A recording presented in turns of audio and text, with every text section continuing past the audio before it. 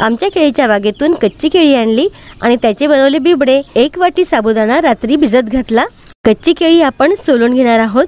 1 वाटी पाण्यामध्ये पाणी घालून 1 वाटी साबुदाणा हा मिक्सरमधून बारीक पेस्ट बनवून घेतलेली आहे। जी सोललेली केळी आहे त्यामध्ये 1 वाटी पाणी घालून याची पण पेस्ट बनवून घेतली आहे। आणि आता यामध्ये मीठ आणि तिखट घालायचं आहे। करपू नये यासाठी सारखं हे ढवळत राहणं गरजेचं आहे। 2 वाट्या पाणी गरम करून यामध्ये घालायचं। यातून असे मोठे मोठे बुडबुडे येतात आणि फटफट असा आवाज येतो, तेव्हा घाटा तयार झाला असे समजावे। आणि यानंतर आता सर्वात शेवटी आपण यामध्ये जिरं घालणार आहोत। गच्चीवर मी पांढरं स्वच्छ धोतर ओलं करून अंथरलेलं आहे आणि त्यावर आता मी पळी पापड घालत आहे। याला मी आता उलट करत आहे।